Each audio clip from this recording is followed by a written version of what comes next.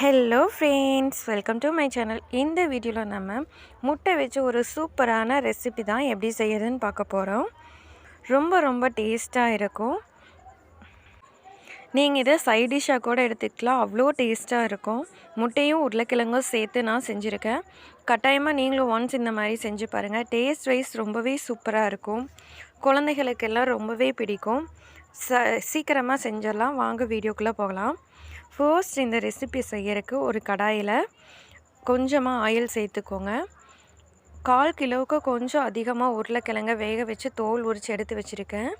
இப்போ நம்ம இந்த உருளைக்கிழங்க இந்த எண்ணெயில் சேர்த்து டீப் ஃப்ரை பண்ணிக்கலாம். வேக வச்சு உருளைக்கிழங்க ஃப்ரை பண்ணுறேன்.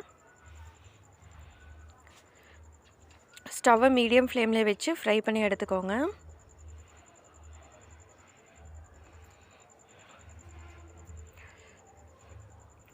லைட்டாக கலர் சேஞ்ச் ஆகி வரட்டும். இப்போ நம்ம இது கூட மசாலா சேர்த்துக்கலாம்.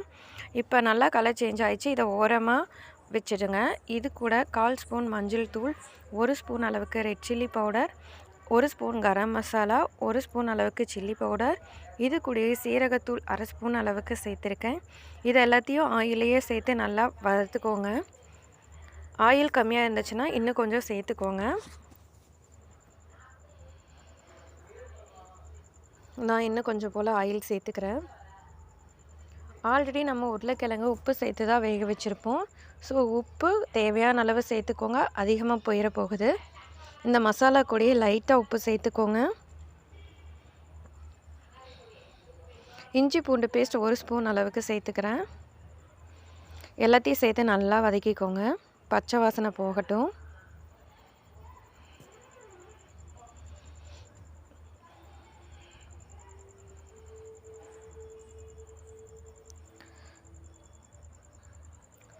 அடி பிடிக்குது. ஸோ நான் 1 டம்ளர் அளவுக்கு தண்ணி சேர்த்துக்கிறேன். அடி பிடிக்காமல் இருக்கிறக்காக. எல்லாத்தையும் ஒன்று போல் இந்த மாதிரி கிளறி கொடுங்க.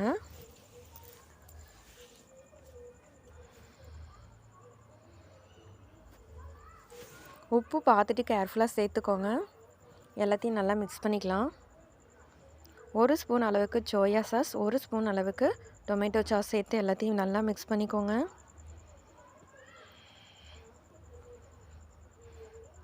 உங்களுக்கு காரம் கொஞ்சம் அதிகமாக தேவைப்பட்டுச்சுன்னா ரெட் சில்லி பவுடர் இன்னொரு ஸ்பூன் சேர்த்துக்கோங்க.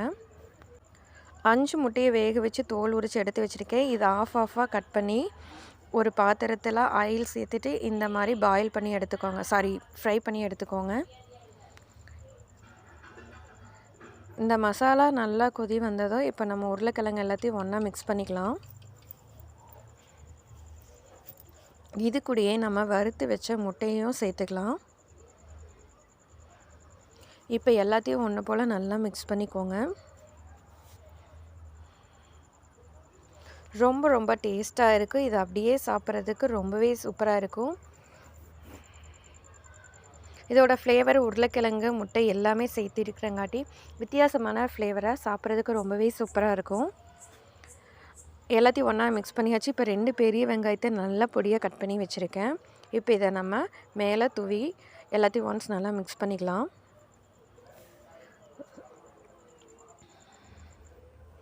உங்களுக்கு கொஞ்சம் தண்ணி மாதிரி வேணும்னா இன்னும் கொஞ்சம் தண்ணி சேர்த்துக்கோங்க.